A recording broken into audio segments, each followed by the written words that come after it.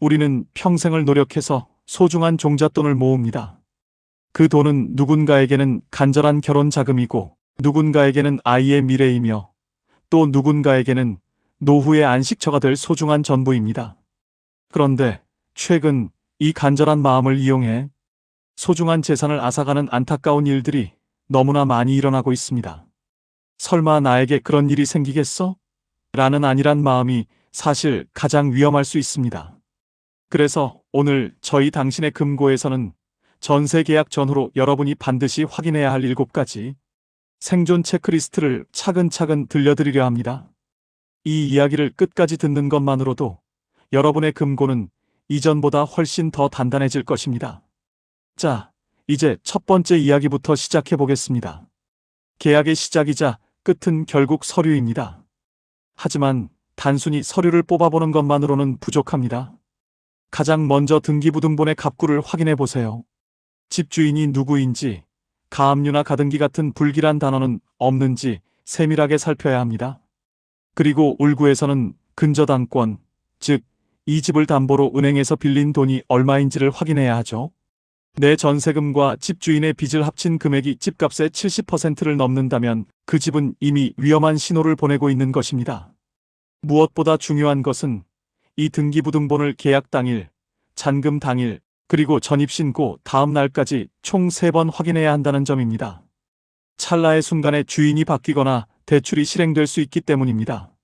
서류를 확인했다면 이제 내 앞에 앉아있는 사람을 믿을 수 있는지 따져봐야 합니다. 서류상의 이름과 실제 인물이 일치하는지 확인하는 것은 기본 중의 기본이죠. 신분증을 건네받았다면 단순히 눈으로만 보지 마세요. 정부 24앱이나 1382번호를 통해 신분증의 진위 여부를 그 자리에서 바로 확인해야 합니다. 만약 집주인이 아닌 대리인이 나왔다면 더욱 엄격해져야 합니다. 인감증명서가 첨부된 위임장이 있는지, 그리고 반드시 집주인 본인과 직접 통화하여 계약 내용을 재확인해야 합니다.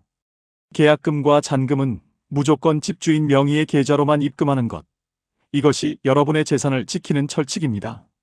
세 번째로 우리가 꼭 짚고 넘어가야 할 부분은 바로 보이지 않는 우선순위, 즉 세금 체납 여부입니다.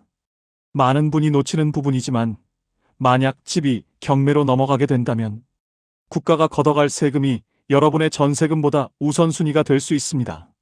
계약 전 집주인에게 국세 및 지방세 완납 증명서를 당당히 요구하십시오.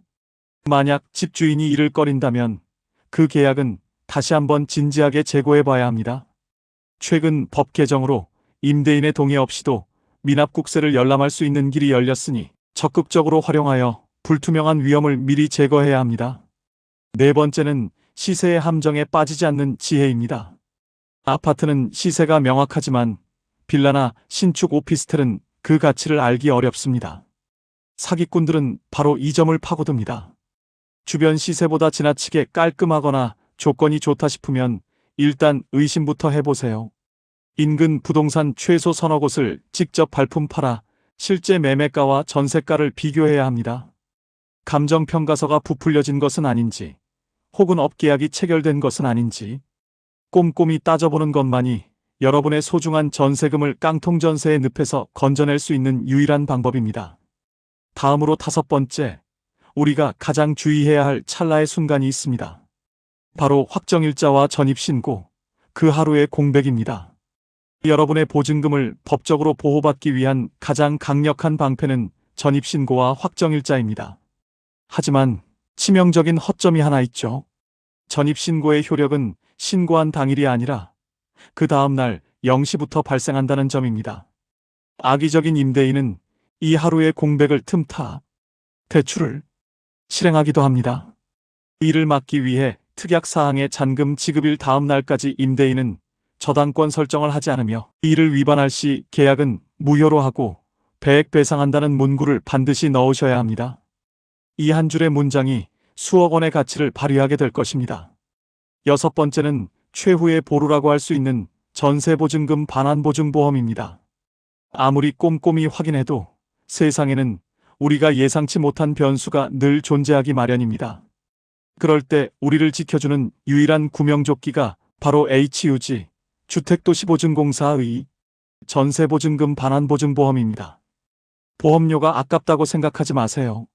집주인이 돈을 돌려주지 못할 때 국가가 대신 여러분의 돈을 돌려주는 이 제도는 이제 선택이 아닌 필수입니다.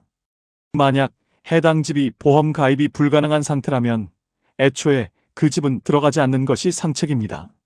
마지막 7번째로 여러분과 함께하는 공인중개사의 책임과 공제증서를 확인하십시오. 믿음직한 중개사를 만나는 것도 큰 복입니다. 중개업소에 게시된 사업자 등록증과 자격증을 확인하고 사고 발생 시 보상받을 수 있는 공제증서를 반드시 수령하십시오. 중개인이 단순히 문제없다라고 하는 말에만 의존하지 말고 중개대상물 확인 설명서에 적힌 내용이 실제 서류와 일치하는지 여러분의 눈으로 직접 대조하는 마지막 점검 과정이 반드시 필요합니다. 집은 단순한 부동산이 아니라 우리의 삶을 담는 소중한 그릇입니다. 그 터전을 마련하는 과정이 사기로 인해 상처가 되어서는 안 됩니다. 오늘 들려드린 7가지 이야기가 여러분의 머릿속에 그리고 마음속에 단단히 새겨지길 바랍니다. 조급함은 실수를 낳고 꼼꼼함은 안심을 낳습니다. 여러분의 소중한 자산이 안전하게 지켜지는 그날까지 저희 당신의 금고가 늘 곁에서 든든한 등불이 되어드리겠습니다. 오늘의 이야기가 도움이 되셨다면 구독과 좋아요로 따뜻한 지지를 부탁드립니다.